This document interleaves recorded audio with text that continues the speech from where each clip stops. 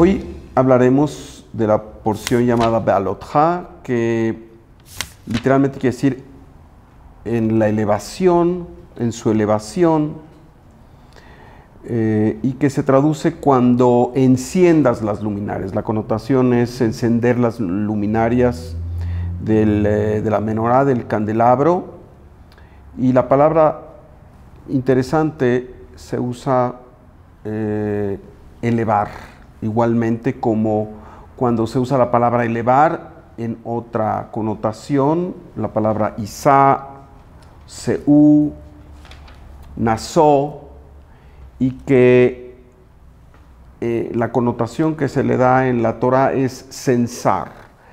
Pero en todo caso estamos hablando de elevación, elevación de la conciencia, elevación del mundo de Malchut al mundo de lo que llamamos Zeir Anpin, al mundo de la Sefirot de Yesod y la Sefirot que están, digamos, en sentido ascendiente. Y hay varios temas que se exploran en esta porción.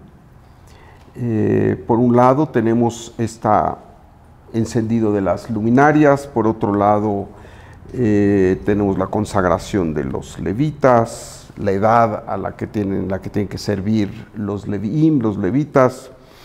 Se habla, por ejemplo, de una segunda ofrenda de Pesaj.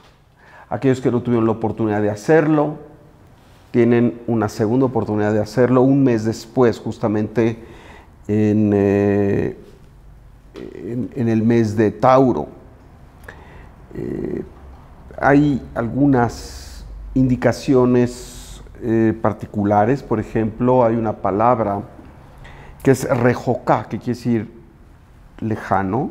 Bederech rejoká dice aquellos que estuvieron en contacto con la muerte o estuvieron lejanos, tienen la oportunidad de ofrecer el corbán, la ofrenda de Pesaj, por segunda vez.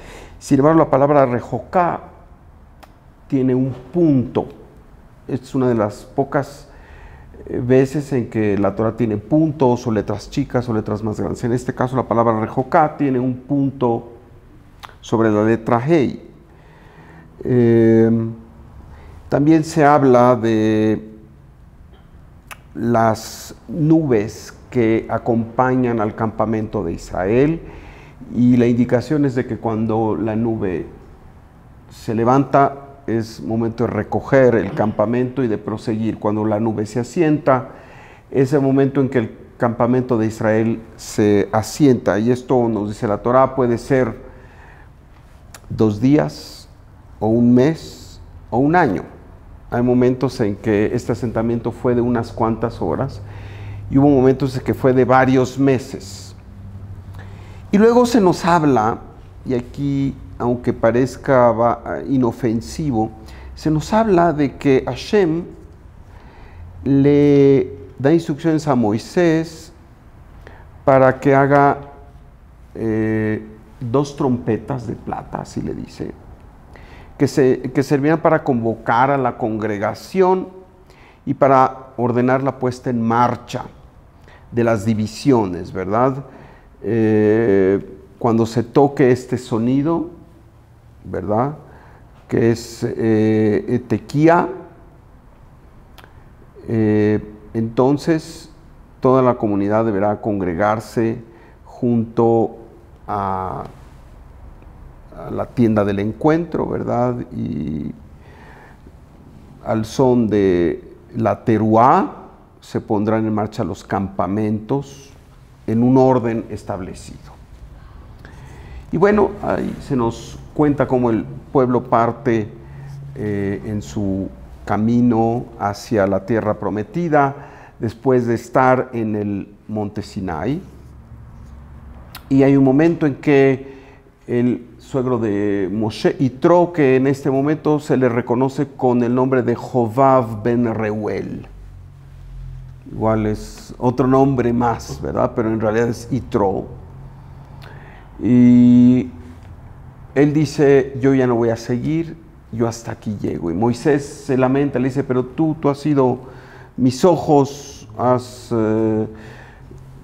nos has orientado, has estado allí para ayudarnos, por favor no nos abandones, tú conoces los sitios donde debemos acampar en el desierto. Y sin embargo, Yitro dice, no, yo tengo que quedarme, tengo que ir con mi pueblo y tú tendrás éxito, ¿verdad? Luego tenemos otra escena y son como que escenas un tanto variadas, ¿verdad? Hay mucha acción, por así decir, en esta perashá, en donde tenemos que el pueblo de Israel se rebela ante Moisés y le dice, ¿por qué no tenemos carne que comer? Ahí en Egipto comíamos pescado gratis, así dice. Melones, pepinos, puerros, cebollas, es decir, era una comida no de esclavos, era una comida condimentada, comida que se condimentaba con ajo. Y aquí solo tenemos el maná. Por favor, Moisés, estamos hartos de esto y necesitamos comer carne. Y Moshe se lamenta mucho. Hay un momento así como que entra en crisis y en esta conversación muy dolida, muy humana, con Hashem le dice, ¿por qué tratas tan mal a tu servidor? Así le dice Moshe a Dios. ¿Ya no me quieres? ¿Por qué pusiste esta carga tremenda sobre mí? De aguantar a este pueblo tan difícil. ¿De dónde voy a conseguir carne? Hashem dice, no te preocupes, ve y habla con los 70 ancianos y yo proveeré carne. Y efectivamente, se nos dice de un viento fuerte que viene, y de repente aves que pudieran calificarse como faisanes, la Torá las llama slav, pues empiezan a aparecerse y a volar a poca altura, de tal manera que los israelitas pueden tomarlas sin ni siquiera cazarlas, los pueden tomar, sacrificarlas y alimentarse de ellas, y se dice que así es, ¿verdad? Las toman, las cocinan, y es más, dice Hashem, esta slav tendrán no para un día o 2 días, tendrán para hartarse hasta que les salga por la nariz, así dice. Y eso sucede, ¿verdad? Los israelitas tienen la oportunidad de atrapar a estas aves y de cocinarlas y de hartarse con carne. Y al final dice, de esta escena, en esta porción, se dice que Hashem mandó una epidemia en donde sucumbieron muchos israelitas y que este lugar se llamó Kivrot Hatava, que quiere decir la sepultura de la pasión, o la sepultura del deseo intenso, o la sepultura de la codicia. ¿Decías algo? ¿Cómo podría traducirse? De la codicia, del apego, ¿no? La sepultura de los apegos. Ta'avá es este apetito, pero no es un apetito, digamos, que viene de la parte espiritual del ser humano, es un apetito de hambre, es un apetito que viene de la condición muy física. Pero aquí se nos dice también algo maravilloso. Ve'haish Moshe anav me'od mikol ha'adam asher al pnei ha'adama. El hombre Moisés era el más humilde de todos los seres humanos que han poblado la tierra. Y poco después, tenemos que inclusive Moisés y Aarón hablan mal, Miriam y Aarón hablan mal de su hermano.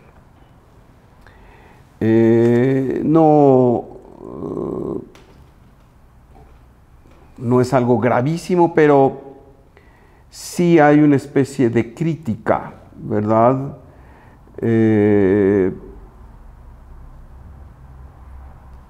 Dice, ¿por qué se separó de su mujer? Moshe, dice Miriam, una mujer maravillosa, virtuosa, Tzipora. Y dijeron, ¿acaso solo con Moshe habló Hashem? ¿Acaso no habló también con nosotros? O sea, ¿dónde estamos nosotros? Un poco de ego. Bueno, pues esto le costó a Miriam que se llenara de lepra. Y al ver Moisés eso, lejos de enojarse con Miriam, decirle, ¿por qué estás hablando mal de mí? No hay ni un momento en que Moshe le reclama. Y la instrucción es de que hay que sacarla a Miriam del campamento hasta que se cure. Se nos informa que Miriam permaneció 7 días fuera del campamento y sanó. Pero hay una invocación, que es la invocación de sanación más fuerte que existe en la Torah, que es El Na Refanala. Por favor, Hashem, cúrala. El Na Refanala. Son 11 letras que sabemos tienen este poder enorme de sanación. Y ahí termina la porción, ¿verdad? En donde se nos dice que Miriam estuvo alejada del campamento por 7 días y luego sanó, y luego el pueblo de Israel continuó hacia la siguiente estación. ¿Cuál es el hilo de todo esto? ¿Cuál es la fuerza conductora? ¿Cuál es el mensaje en estas escenas aparentemente disímbolas, ¿no? En donde hay drama, hay acción, a diferencia de algunas porciones del libro de Vayikra, donde simplemente es una descripción de ordenanzas y de las diferentes ofrendas. Aquí tenemos mucha acción, ¿no es cierto? ¿Cuál es el hilo conductor? Hay un momento que parece inocuo, que parece no tener mucha importancia, o quizá menos importancia después de todo esto, de la Shonará, o de caer ante los aspectos de del deseo intenso de comer carne y este tipo de cosas, y que es que justamente a Moisés se le da esta instrucción de confeccionar unas trompetas de plata. ¿Por qué el Creador, me pregunto, estamos en una situación en el desierto, ¿no? Y de repente resulta que hay todo tipo de riquezas, de oro, plata y joyas para, por ejemplo, construir un Egel Azahab, un becerro de oro, ¿verdad? O de repente hay plata para fundirla y construir unas trompetas. O hay toda una serie de elementos maravillosos, ¿verdad? Para construir un tabernáculo, maderas de acacia y el tabernáculo forrado de oro y en fin, telas maravillosas. ¿Que no estamos en el desierto, en una situación difícil? ¿O es que salieron con toda esta riqueza, como también se nos dice? Como que hay pues diría yo, situación un tanto extrema, ¿no? ¿Por qué la ordenanza de trompetas de plata? El Creador necesita que sean trompetas de plata. ¿Por qué no, pues, cualquier shofar, verdad? Si finalmente lo que se quería es que hubiera ciertos sonidos para que se indicara, ¿verdad? Era un campamento enorme con cientos de miles de personas y había que llamarlas a atención, bueno, de diferentes formas. Pero ¿por qué se habla de estas trompetas de plata? ¿Por qué se habla del tequía y del teruá, etcétera? Y yo creo que aquí está el hilo conductor en donde nos vamos a retrotraer al principio y también continuar al final. ¿Por qué no cualquier trompeta? ¿Por qué no un shofar? ¿Por qué una trompeta de plata? Sabemos que la plata es la fuerza de la columna derecha. Todo en la naturaleza está ligado a las tres columnas. Por ejemplo, la plata está ligada a la columna derecha, el oro está ligado a la columna izquierda y el cobre o el bronce están ligados a la columna central. ¿Por qué entonces las trompetas tienen que ser de plata y no de cobre o un shofar de animal, ¿no? ¿Y por qué se hacen ciertos toquidos? ¿Y por qué se hace un toquido de teruá, verdad? Que más adelante se nos recuerda de este día especial, el primer día del séptimo mes, que se le califica como el Yom Teruá. En realidad, las trompetas de plata hablan de esta posibilidad de hacernos afín al aspecto de la derecha. Estamos aquí hablando de los grandes deseos, los deseos que todos tenemos, los deseos que el cuerpo expresa en forma intensa. Cuando después de ver todos los milagros y maravillas, después de haber sido testigos de la entrega de las tablas de la ley en el monte Sinai, como que se pensaría que estamos más allá de estas necesidades muy físicas y que estamos totalmente en apego con el mundo espiritual, ¿no es cierto? Dice el pueblo de Israel, todos, desde el más encumbrado espiritualmente hasta la persona más humilde, vieron las voces. ¿Qué quiere decir? Las voces se ven, se escuchan. ¿Pero qué quiere decir? Que en ese momento hubo una conciencia de totalidad, de unicidad, donde los sonidos, donde las voces, donde el tacto, donde la vista, todo se hizo uno. Quiere decir, hubo un elemento de ascenso en la conciencia de la gente del pueblo. Y sin embargo, pocos días después, ahí mismo, estando estacionados en el monte Sinai, viene este reclamo. Oye, cuando vivíamos en Egipto, sí, aquí todo muy bien, ¿verdad? Y Hashem y las tablas y los rayos y la presencia del Creador y la nube del Creador que todo el mundo veía y las columnas de fuego. Y de repente, ¿y la carne? Por favor, ¿dónde está la carne que necesitamos comer carne? ¿Cómo Dios osa no darnos carne? En Egipto, cuando no había estas conexiones, pues nos sentábamos a comer deliciosamente pescado sazonado con todo tipo de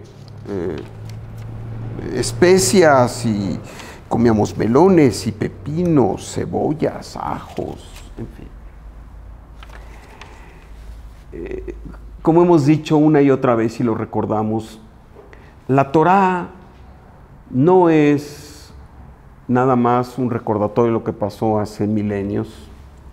La Torá nos habla de cada uno de nosotros, de nuestras expectativas, de nuestras debilidades y fortalezas como seres humanos y de nuestras fortalezas como seres de luz que somos. En realidad es que la mayoría de las personas no creen el poder de luz que tienen y entonces para sentirse vivos recurren al mundo físico y a las necesidades del mundo físico y a los goces y a los placeres del mundo físico. No podemos decir que esto es negativo, es muy humano. Pero la idea es que a lo largo de todos estos milenios, esa ha sido la postura del ser humano con las consecuencias que ello genera. El apego o tener nada más como referencia el mundo físico, finalmente, aunque seamos muy elevados, nos llena de necesidades, nos llena de la fuerza del deseo, nos llena de las necesidades de tener cada vez más y de ser más que el otro y de tener poder sobre los demás. Y cuando ya nos damos cuenta, aunque éramos seres muy espirituales, donde lo importante no era el aspecto material, sino estar apegados al Creador, la felicidad del compartir y demás, cuando menos nos damos cuenta, ya estamos muy apegados a este mundo, sin la parte armoniosa, sin la parte, digamos, que nos permite estar aquí y allá balanceadamente. Porque no se trata de escaparnos y huir del mundo físico, tenemos una misión en el mundo físico. Y también el Creador nos da bendiciones a través del goce en el mundo físico, pero eso no es lo único ni lo más importante.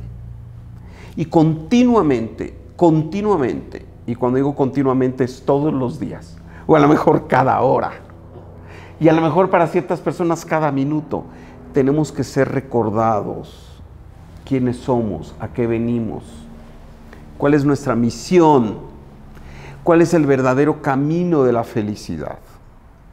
Porque se nos dice aquí que el pueblo de israelita no estaba feliz comiéndose estos faisanes o el tipo de ave que hayan sido, de seguro un ave muy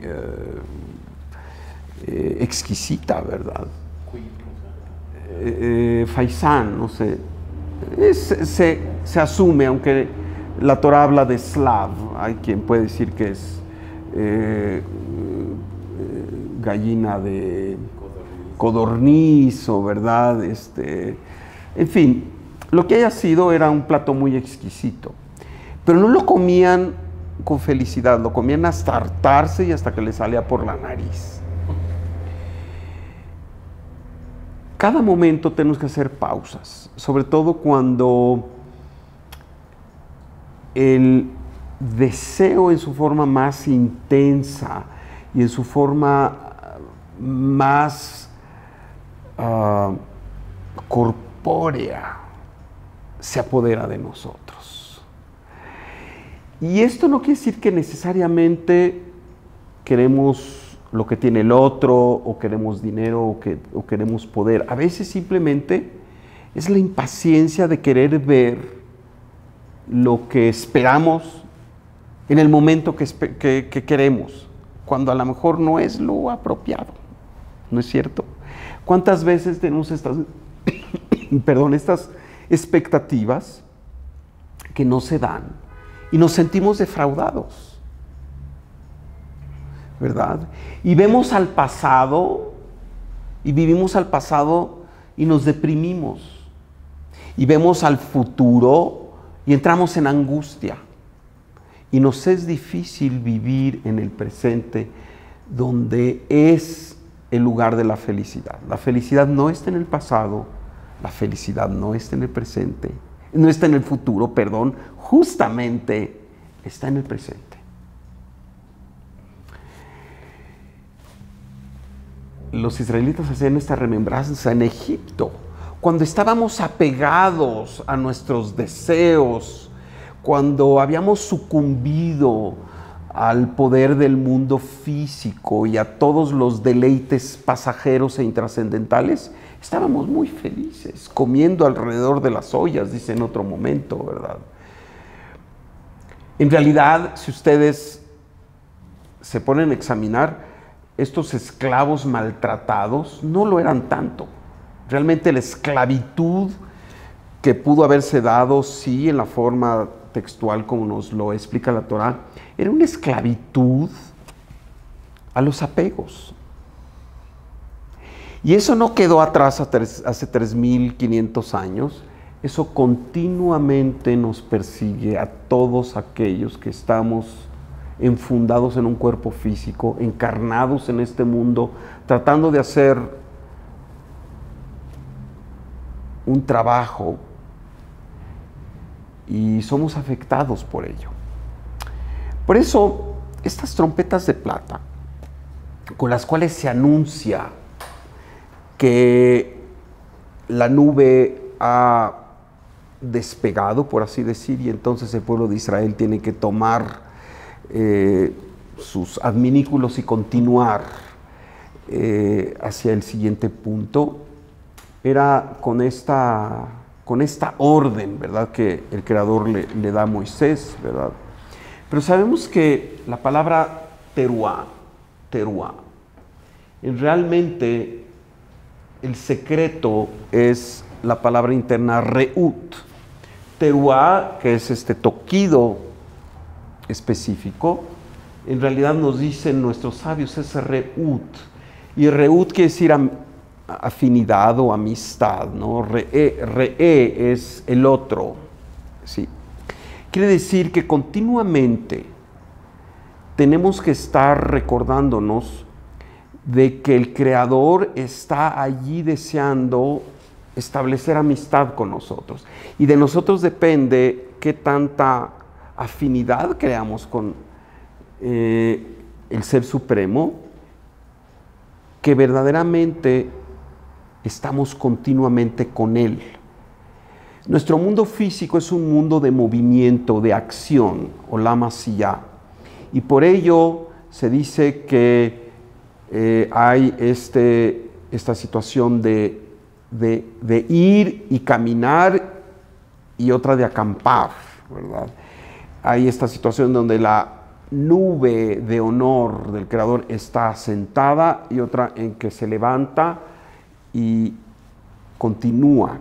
¿Esto qué quiere decir para nosotros? Hoy vemos estas nubes de honor. Bueno, aquellas personas que tengan una visión espiritual posiblemente las alcanzan a percibir, pero la gran mayoría de las personas no alcanzan a percibir esta presencia directa del Creador en sus vidas. Pero esto no quiere decir que no está. La presencia del Creador está ahí, cada vez que nos levantamos y cada vez que nos acostamos, cada vez que salimos y cada vez que entramos. Y lejos de quejarnos, y la queja siempre tiene que ver otra vez con el pasado o con el futuro. Y en lugar de quejarnos, celebramos y agradecemos cada momento. Y hay situaciones difíciles, todo el tiempo tenemos situaciones difíciles. ¿Quién no tiene situaciones de reto? Y aquí es donde empezamos a tener el hilo conductor. La idea de esta porción es cómo entablamos afinidad con la luz, cómo entablamos afinidad con el Creador continuamente. Y el mensaje es bellísimo porque en principio se nos dice que siempre tenemos la oportunidad de hacerlo. Cuando se habla de Pesach Sheini, la Torah dice, aquellos que no pudieron celebrar el Pesach, aquellos que no pudieron liberarse de sus apegos, aquellos que no pudieron salirse de esta postura de limitación y de estrechez y de infelicidad y de apegos y de caos, tienen otra oportunidad. Y esta oportunidad se dice, en particular fue el día 14 del mes de Iyar, un mes después, en donde pueden hacer este ofrecimiento y pueden de nuevo reconectarse al Creador. Y esto nos lo dice a todos nosotros. Todo el tiempo tenemos la oportunidad de reconectar. Si me enojé aquí con la persona, si me distancié de un hermano, si me puse celoso, si me sentí víctima y entonces repudié a tal o cual otra persona y actué reactivamente, bueno, muy bien, siempre puedo repararlo, siempre hay un Pesach Sheni, siempre hay una segunda oportunidad. Y dice, lo único es cuando tú estás lejos, rejoká, cuando tu conciencia no está pendiente de que el Creador está ahí viéndote todo el tiempo, de que el Creador está en tu vida, y viéndote no quiere decir que está ahí juzgando si haces o no haces, que siempre es adecuado pensar que los ojos del Creador ven todo y no podemos escondernos debajo de una mesa ni en una cueva, pero que el Creador está cerca de nosotros. Esta parte de rejoká, esta palabra rejoká, que tiene un puntito insignificante sobre esta hey última de la palabra rejoká, nos da la fuerza de justamente no estar lejos del Creador, de siempre estar cobijados por la fuerza del Creador. Esta hey, que por un lado representa Binah y por otro lado representa Malhut, en realidad nos habla de que estamos siempre cobijados por el Creador, de que el Creador continuamente está pendiente de llevarnos con Él, de que sigamos al siguiente paso. Nadie de nosotros llega al siguiente paso siendo la misma persona. Y por ello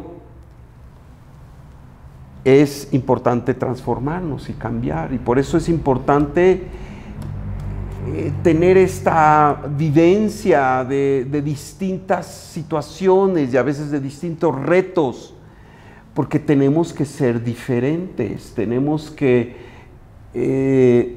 pasar de un momento a otro de conciencia, y todo lo que sucede no son más que estas oportunidades, no de retroceder, sino de ser más grandes, de elevarnos en conciencia. La Torá empieza hablando de estas luminarias que son encendidas con la palabra balotja, con esta palabra que en realidad no quiere decir encender.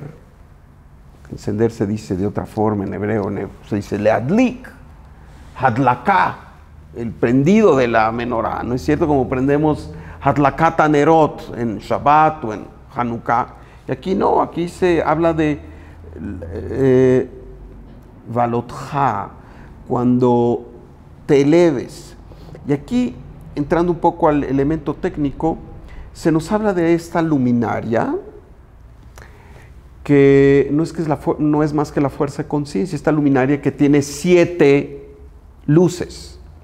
Y nos dice que estas luces, estas 6 luces que rodean a la luz central, tienen que estar, digamos, que orientadas hacia la luminaria central. El Ari, cuando hace alusión de ello, dice: esta luminaria es la fuerza de Rachel Imeinu, es la fuerza de la luz en tanto que está virtuosamente enclavada en el mundo físico, ¿sí? Y estas 6 sefirot, que representan las 6 luminarias que miran hacia la luminaria central, de nuevo la sefira de Gesed, la sefira de Geburah, de Tiferet, Netzachot y Yesod, no son más que estas fuerzas que al final del día tienen que tener una manifestación en Malhut. De nada sirve estudiar, de nada sirve prepararnos si no hacemos un cambio, por lo menos pequeño, que tiene que ver con esta sefirá de Malhut. Estas fuerzas espirituales, que son estas 6 sefirot de Gesed, Geburah, Tiferet, Netzachot y Yesod, miran a la sefirá de Malhut, al mundo físico. Ahí donde posa la presencia divina, es en Malhut. Quiere decir, tenemos que finalmente llevar a cabo en este mundo físico todo aquello que tiene que ver con nuestras mejores expectativas y nuestras mejores intenciones, porque si no lo hacemos, entonces todo el esfuerzo será vano. Y esto unido a que continuamente tenemos esta segunda oportunidad de llevar a cabo en nuestras vidas aquello que no hemos llevado anteriormente. Conforme vamos progresando en la edad, nos convencemos generalmente los seres humanos que hay cosas que ya no podemos hacer, que hay cosas que tenían que ver con nuestra juventud, que ya no podemos aprender, que ya no podemos cambiar, que ya no podemos iniciar. Y la verdad es que realmente la juventud no es una cuestión de edad, es una cuestión de mentalidad. Y joven es aquel que aprende todo el tiempo. Joven es aquel que no deja de aprender, tenga 20 años o tenga 120. Y así se nos dice que hay jóvenes y viejos, ¿verdad? Y hay viejos que tienen 20 años porque no aprenden y se quedan en lo mismo. Y hay jóvenes que tienen 120 años porque continuamente están aprendiendo, continuamente están renovándose. Hoy el mundo se está poblando cada vez más de gente madura, de gente que tiene 50, 60, 70 y 80 años. Tenemos el mundo occidental, una Europa que continuamente crece en edad, en donde hay menos jóvenes y en donde hay cada vez una mayor población de gente madura. Y en donde hay inclusive el riesgo del colapso de las instituciones de seguridad social, porque ¿qué vas a hacer con gente cuando antes el promedio pues, de vida era 65, 70 años y ahora, hoy, es de 85, 90, 95 y hasta 100 años? Todo esto tiene que ver con la posibilidad de a la edad que tengamos mantenernos jóvenes a través de aprender, a través de siempre hacer el esfuerzo que nos corresponde. A la gente mayor, desde luego, no se le puede pedir o exigir el esfuerzo físico que se le exige a un joven de 20 años, pero sí se le puede exigir, pedir, y debemos de pedirnos nosotros, y cada vez que avanzamos en edad, la capacidad de cambiar, de no quedarnos en lo mismo, de no retirarnos en la vida, de continuamente perseguir este aspecto de afinidad con la luz. En la antigüedad se honraba mucho a la gente mayor, más que a la joven.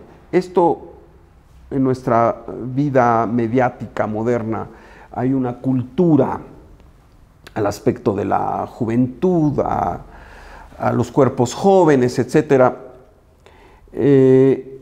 No estamos aquí para decir si está bien o está mal, pero lo importante es entender que una persona realmente va llenando más de luz este mundo porque con su experiencia y su continuo proceso de afinidad con la luz es lo que hace que haya más y más luz. Pero por ello debemos educarnos desde hoy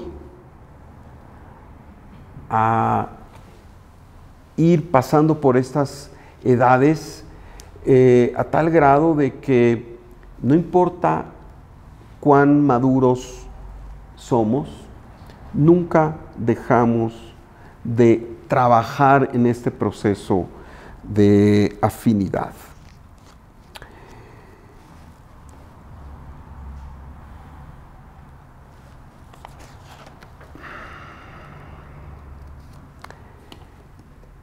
Una de los grandes mensajes en esta porción y que tiene que ver con este proceso de afinidad es el aspecto de anavá, el aspecto de la humildad. Donde se nos dice que Ve'aish Moshe anav meod mikol ha'adam asher al pnei adama. El hombre Moisés es el hombre más humilde. Y de hecho se nos dice en el Midrash que cuando Hashem escogió a Moisés para ser el quien negociara con Faraón y la libertad del pueblo de Israel, Moshe le dijo, yo ni hablar sé. Hay otras almas más elevadas. Y Hashem en esta conversación le dijo, puede ser que sí, pero no hay ningún alma más humilde que Moshe. Y este aspecto de Anavá igualmente es un aspecto con el que pudiéramos nacer, pero es un aspecto que vamos cultivando. Cada vez que somos más sabios y cada vez que vemos que en realidad no somos nosotros los que tenemos los que hacemos la gran diferencia, sino que es nuestra capacidad de ser conductores de la luz del Creador para hacer una diferencia, eso nos hace más humildes. El verdadero sabio es una persona que incrementalmente va siendo más humilde. A tal grado de que cuando, por ejemplo, en este caso de que se dice que el hombre Moisés era muy humilde y que sus hermanos, que también eran seres elevados, sin embargo, cayeron ante la necesidad de hablar mal, ¿no? Y vino este aspecto. Moisés, lejos de asociarse con el aspecto de por qué Miriam me dijo y cómo es posible, lo único a lo que se asoció fue a ser instrumento de sanación. Claro, Moisés es Moisés y cada uno de nosotros es cada uno de nosotros. Pero Moshe es este ejemplo, este ser icónico, que aunque no podemos llegar a ser como él, podemos sí tratar de imitarlo. Este aspecto de humildad, de Anavá, nos dice el gran cabalista Rami Moisés Cordovero, de bendita memoria, quien fue en cierta forma también maestro de Isaac Luria, nos dice que en realidad es la representación de Keter, la sefirá más elevada.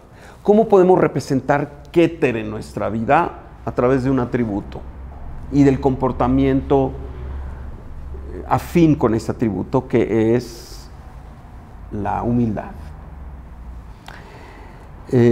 Cuando verdaderamente podemos entender que solo es a través de la humildad que podemos llegar a ser totalmente afines con la luz. La luz no reclama, la luz no se enoja, aunque en forma textual podemos decir, oye, pero aquí se dice que Hashem montó en ira, ¿verdad? Y que es un Dios iracundo. Bueno, sí. Esa es la representación del mundo de causa y efecto. Pero no es que Hashem sea iracundo. Hashem es absolutamente benévolo. Hashem es absolutamente solucionador de todos nuestros problemas antes de que estos problemas aparezcan. Y esa fue la visión de Moshe. Yo no sé por qué dijo Miriam lo que dijo, pero yo estoy aquí para ser canal de sanación. Y entonces se nos habla de estas 11 letras que conforman la frase El Na Refanala, que por cierto son esta meditación para sanar.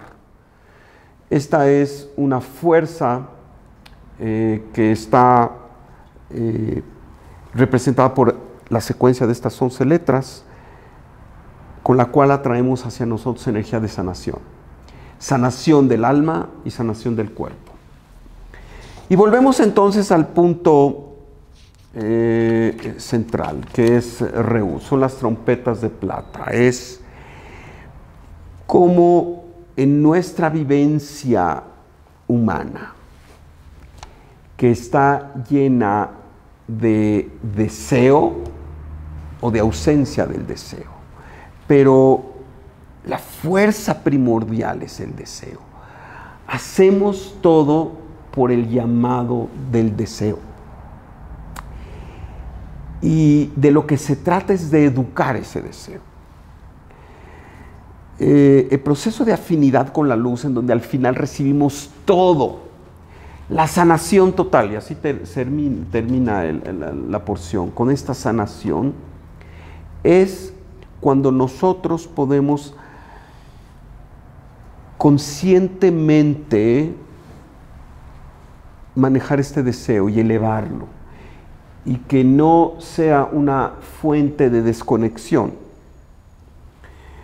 Y para ello, como se nos dice, tenemos siempre una segunda oportunidad. Todos los días tenemos una segunda oportunidad. Siempre que deseemos estar en conexión con la fuerza de la luz, tenemos esta oportunidad. Y esta es la fuerza de la porción llamada Balot Ha. Estar en continua teruá, en continuo reut, en continua afinidad con esta fuerza de la luz, a través de no perdernos en la minucia y en los quehaceres diarios. Y no quiere decir que no hagamos lo que tenemos que hacer, y no quiere decir que no estemos involucrados en los quehaceres diarios, pero que lo hagamos con otra conciencia, que lo hagamos con otra visión, que continuamente nos preguntemos, ¿qué tan feliz estoy? ¿Qué tanto estoy viviendo el presente? Cuando hay algo que nos molesta, por cualquier razón, sentimos miedo, sentimos enojo, sentimos angustia, sentimos celos, sentimos frustración. Es el momento de saber que aunque lo vamos a resolver, tenemos que rápidamente desvincularnos de ello, porque esa es la forma en que el Satán se apodera de nosotros, de la fuerza de nuestra alma, para no permitirnos caminar en el camino de la luz y estar continuamente apegados de la luz. Si no estamos felices todo el tiempo, tenemos que preguntarnos, o la mayoría del tiempo, ¿verdad? Nuestra experiencia humana nos ha enseñado, y tenemos que desaprender eso, a que no podemos estar felices más que en ciertos momentos. El Creador quiere que estemos felices siempre, en cada instante, con las experiencias que vamos pasando, que pueden tener una connotación buena, mala o neutral. Nuestra felicidad no es algo que sea negociable, a menos de que nosotros lo queramos y lo permitamos. A menos de que permitamos que alguien o una situación se apodere de nuestra felicidad. Y por tanto de nuestra afinidad con la luz. Podríamos pensar que estas son situaciones un tanto imposibles. Y a lo mejor no son fáciles de lograr. Pero es lo que continuamente tenemos que ansiar. Esta felicidad no huidiza, no que nos evade, sino esta felicidad que debe estar con nosotros todo el tiempo. Esta elevación continua. Y a veces es tan sencillo como decir, no estoy dispuesto a sucumbir al miedo, ni estoy dispuesto a sucumbir a la angustia, ni estoy dispuesto a sucumbir al enojo. Simplemente no. Simplemente no.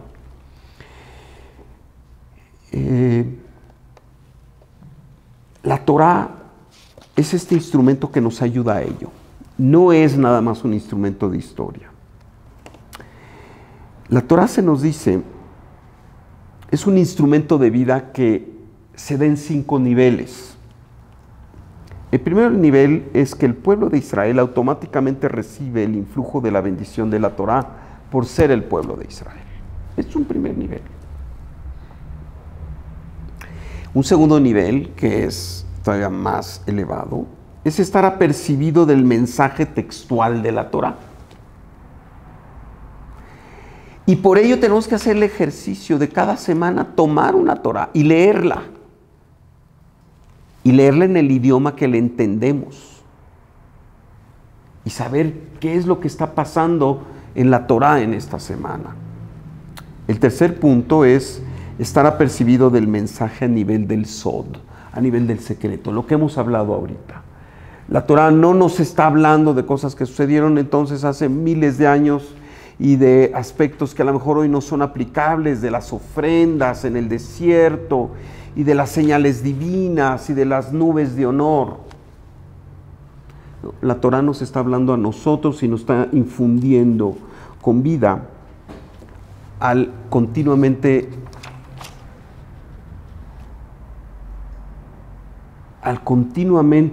llamarnos a despertar. a continuamente entrar en contacto con este tipo de mensajes. El mensaje de sanación, el na, re, fa, na, la, estas 11 letras, por ejemplo. Si hay algo que podemos derivar como código específico, ya tenemos el código. Queremos sanar de un malestar que tenemos, no solo físico, sino meditemos en el na, re, fa, na, la. Ahí está uno de los secretos. El cuarto es escuchar lectura de la Torah en Shabbat. Este es otro nivel. El escuchar la lectura de la Torah en Shabbat es como permitimos que esta vibración entre en nosotros, en nuestro ser esencial. Y no solo eso, el quinto nivel es escuchar la lectura de la Torah con la conciencia de la fuerza de lo que se está recibiendo. No de la historia, no de que es una obligación, sino de la conciencia de que estamos recibiendo la posibilidad de estar en afinidad con la Torah, con afinidad con el Creador, la posibilidad de entender que estamos siendo ayudados para no caer en la infelicidad de los apegos, con el solo hecho de estar en contacto con la Torah. Esa es la magia de la Torah. ¿Quieren calificarla de la magia? Esa es la magia de la Torah. Hay un nivel cognitivo al que nos podemos conectar, hay un nivel emotivo, pero el nivel más elevado es el nivel del corazón y de la conciencia.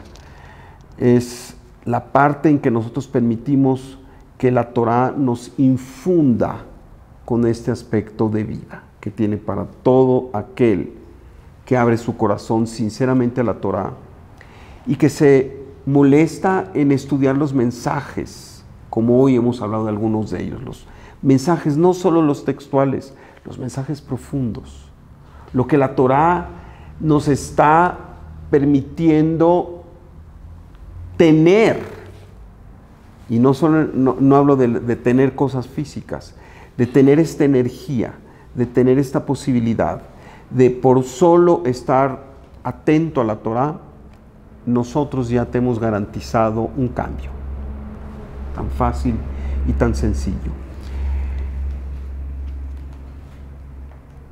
Solos no podemos, y por ello el Creador nos da la Torah. Y por eso la Torah es esta energía de vida. Por eso la Torah no solo es un documento sacrosanto que tenemos que respetar y que está ahí rejocá, alejada. No, la Torah la tenemos que hacer parte de nosotros todas las semanas y todos los días. Y este es el mensaje. ¿Y la plata? La plata.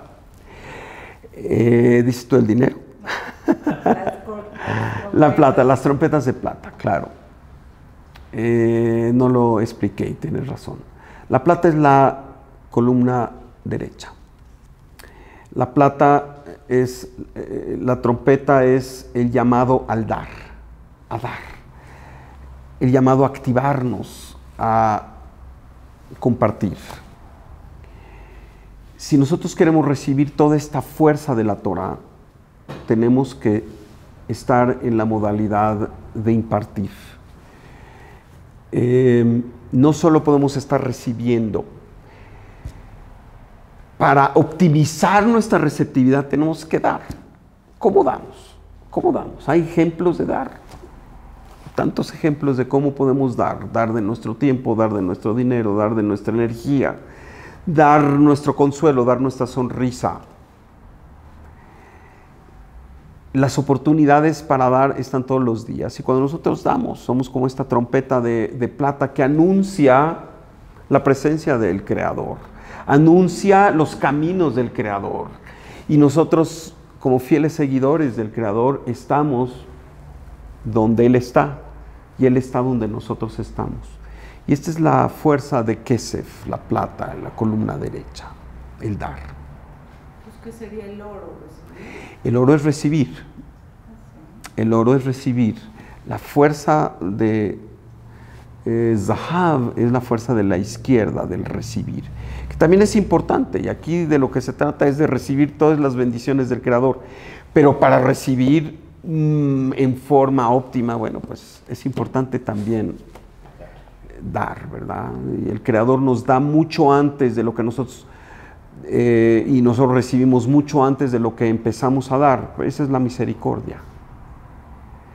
Pero estar conscientes de que conforme vamos progresando en nuestra vida, en edad, en conciencia, el aspecto de dar tiene que estar presente en nuestras vidas. No podemos estar centrados en nosotros mismos. Y no podemos estar centrados nada más en lo que es la obligación de dar. Por ejemplo, como padres, no es ningún mérito que demos a nuestros hijos tiempo, dinero y esfuerzo. Eso es lo esperado. Y si no lo hacemos, estamos en una gran falta. Pero de lo que se trata es de que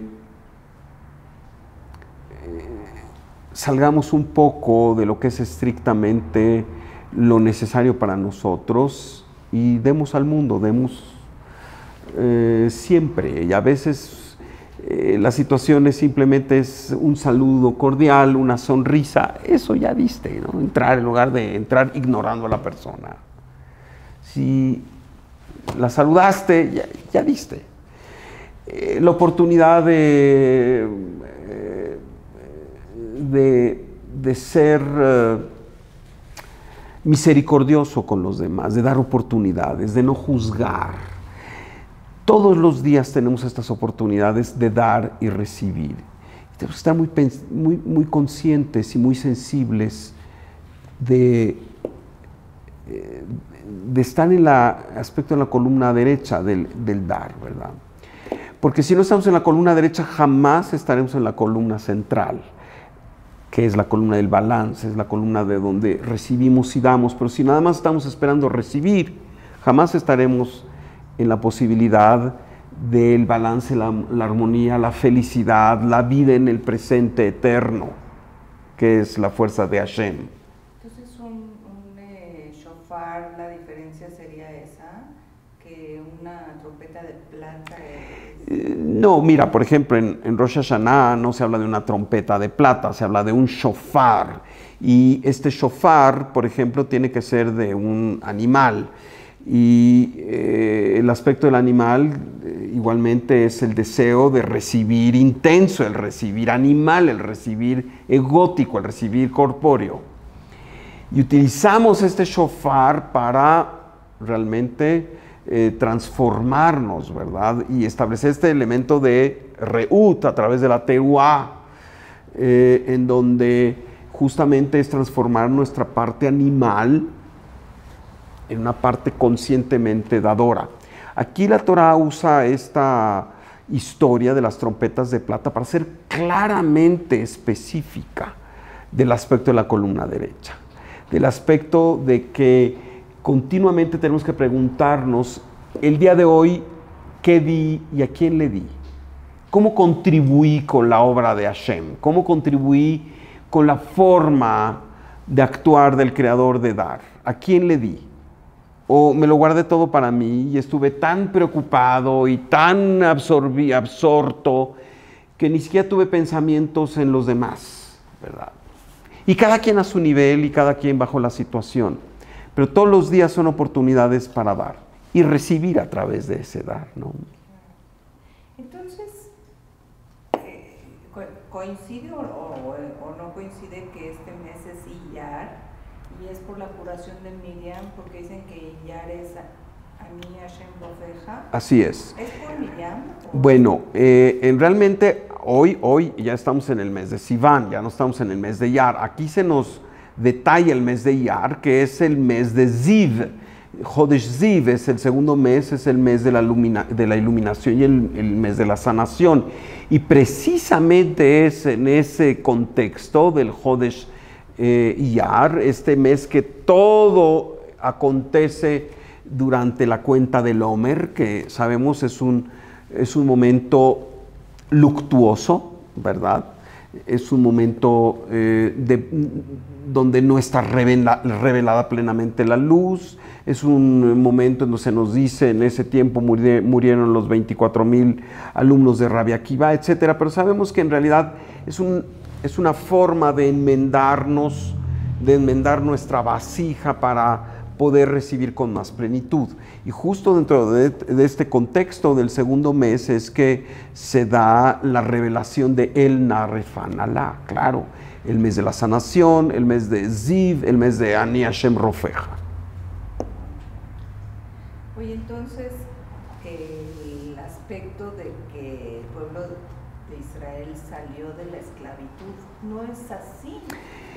Mira, para darnos otra oportunidad de otro Pesach Sheini, no salimos de esclavos, seguimos en lo mismo. Pues mira, la verdad es que en su forma más esencial, y yo no pongo en duda los hechos históricos que la Torah nos revela, y seguramente hubo situaciones de esclavitud típicas como se nos manejan, ¿verdad? Con la gente teniendo que hacer trabajos arduos todos los días sin descanso, de construcción, de producción de ladrillos y todo esto. Pero más importante para nosotros hoy es entender que esta esclavitud es algo en la conciencia. Esta esclavitud no es la esclavitud histórica, es la esclavitud a la que cada uno de nosotros se somete una y otra vez al no estar en esta situación de conexión continua con el Creador, de estar en esta posición que tiene 1000 formas, que es la posición egótica, la del reino del Satán, la del reino de yo nada más para mí, que es el reino de la oscuridad, el reino de la infelicidad. Y hay tantas oportunidades de caer en este reino de la oscuridad. Vamos a enumerar algunas: enojo, miedo, celos, envidia, sentirse víctima, tener recelos. ¿Cuáles otras? Tristeza, pesimismo. Vamos a enumerar otras.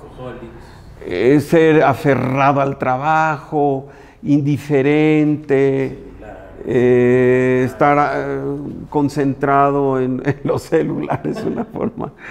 En fin, hay tantas. Podemos a lo mejor describir 1000 formas, ¿verdad? Desde las más,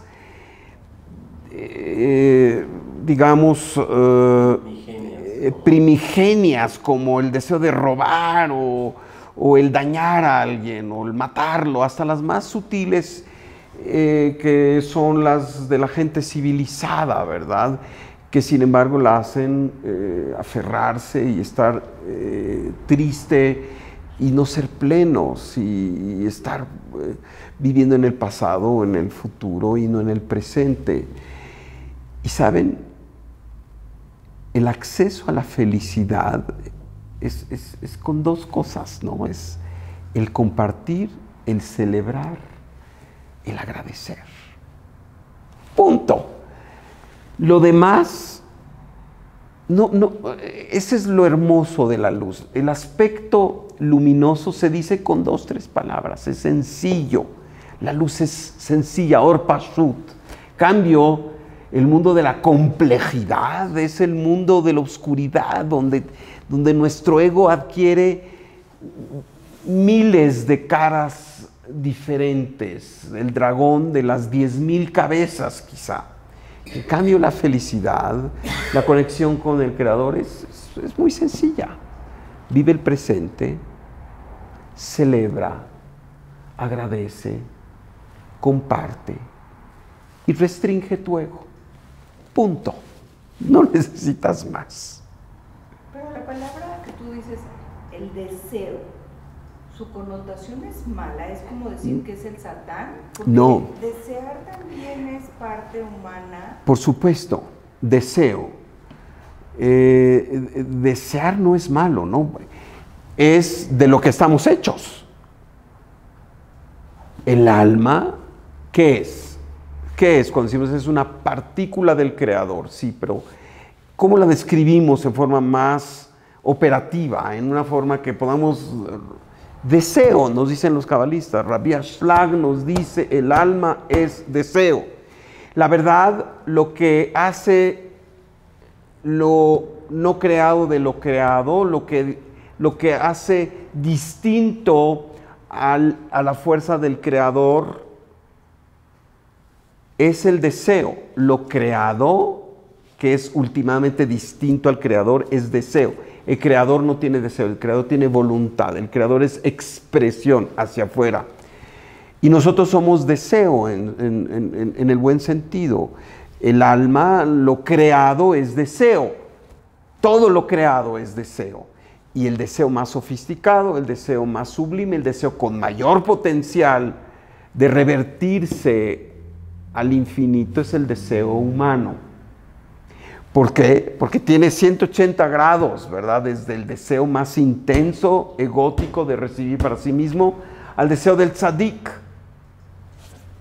de fundirse con el Creador a través de ser total fuente para emanar. Así que no, deseo no es algo negativo, simplemente es de lo que estamos hechos. Somos partículas de deseo. Lo que venimos a hacer aquí es a entender más de este deseo, a manejar el deseo, a comprender qué es la fuerza del deseo y a comprender que en cierta forma, cuando nosotros tenemos esta conciencia de esta fuerza, no está lejana al Creador. Voluntad y deseo pueden ir de la mano o estar separadas por millones de años luz, cuando el deseo es un deseo sin conciencia, cuando el deseo es un deseo instintivo, animal, totalmente orientado al mundo físico, nada más, ¿no? Y subrayo, nada más, porque nuestra misión es vivir el mundo físico con felicidad, vivir el mundo físico con bendición. No se trata de irnos de este mundo y de no disfrutar. En Shabbat, el Oneg Shabbat, ¿cómo se celebra? El goce del Shabbat, pues con una cena maravillosa, con vino, con pan, sí. Pero no es para que ello nos controle, no es para que nuestro deseo quede aprendido en el sentido de apegado, anclado a estos aspectos físicos, es al contrario. Para elevar estos aspectos físicos a su siguiente nivel. Entonces, deseo es alma, alma es deseo. Lo importante es que llevamos vidas, como dice el Rabbi Ashlag, ¿por qué encarnamos una y otra vez? Porque no hemos aprendido a hacer uso de nuestra fuerza esencial, que es el deseo. Y la minimizamos y la empobrecemos con nuestros apegos y nuestra falta de conciencia. Conciencia quiere decir saber para qué tenemos este deseo.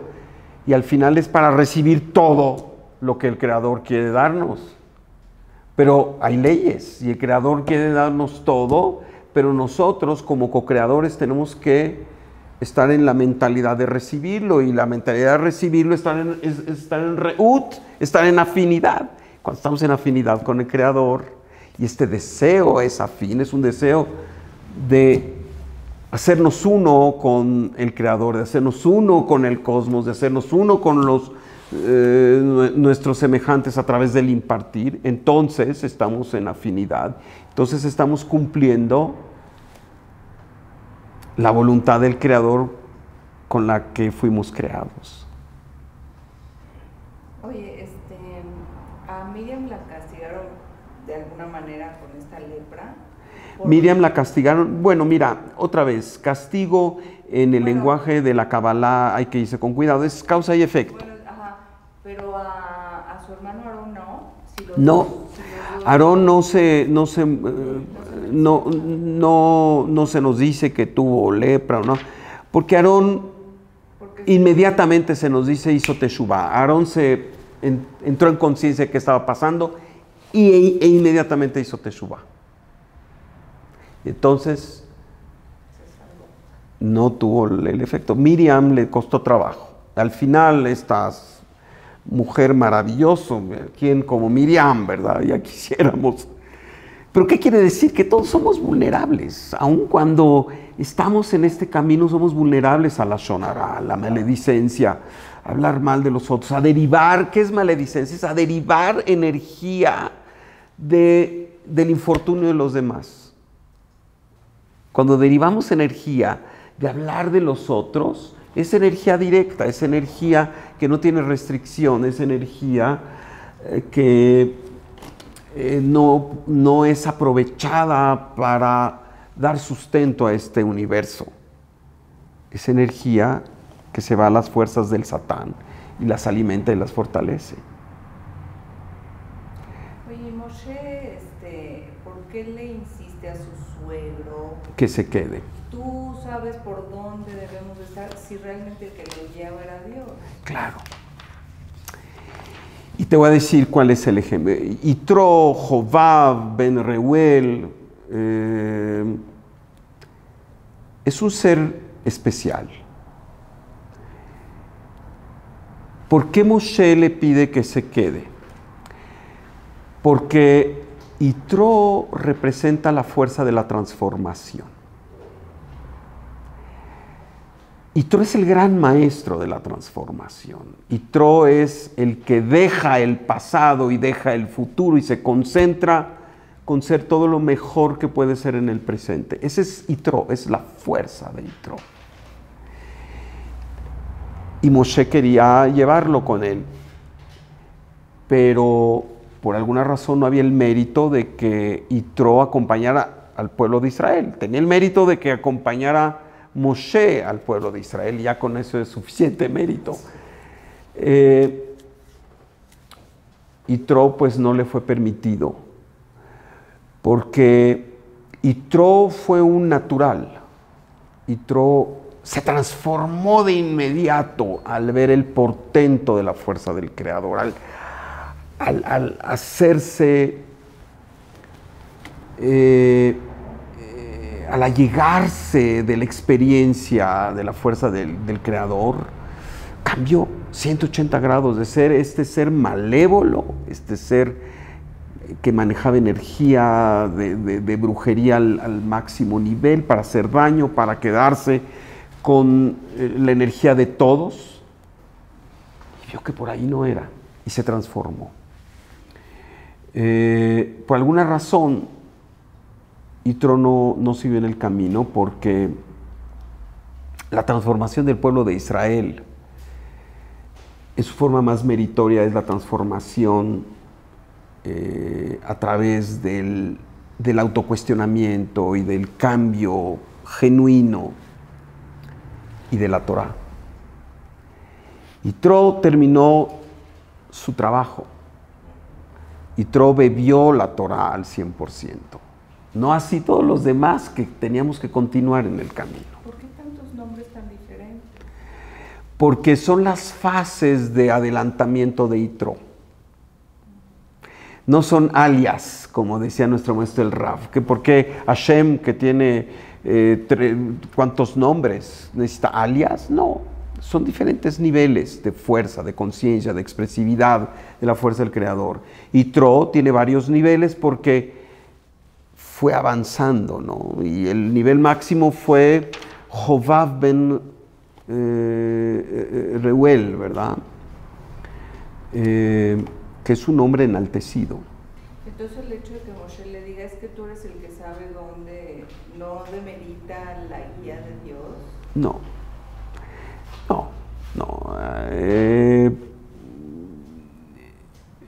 Moshe no dio halagos gratuitos a su suegro por quedar bien, ¿no? Y Moshe sabía hasta el último en cada momento y hasta el último de los momentos, cuando era quién es el jefe, ¿no? Y vemos a un Moshe en un momento dado donde la Torah nos describe un Moshe quebrado, ¿verdad? Que le dice a Hashem, ya no me quieres. ¿Qué quiere decir? ¿Que pasamos nosotros por ese nivel donde nos sentimos desesperados? Sí, y se vale.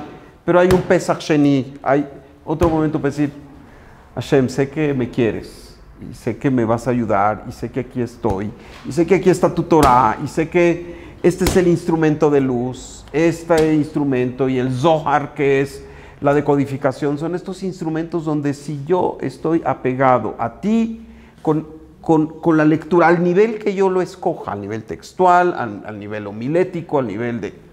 El nivel más profundo, desde luego, es el nivel del Sod, el nivel de los secretos de los que estamos hablando aquí, y que finalmente tienen mucho que ver con nuestra vida práctica, ¿no es cierto? Al final tienen que ver con quiénes somos en nuestra vida en este mundo físico. Gracias. Amigos, todos aquellos que deseen profundizar en el conocimiento de la Kabbalah, comprometerse más con este sublime conocimiento, tenemos actividades, tenemos reuniones. Por favor, contáctanos.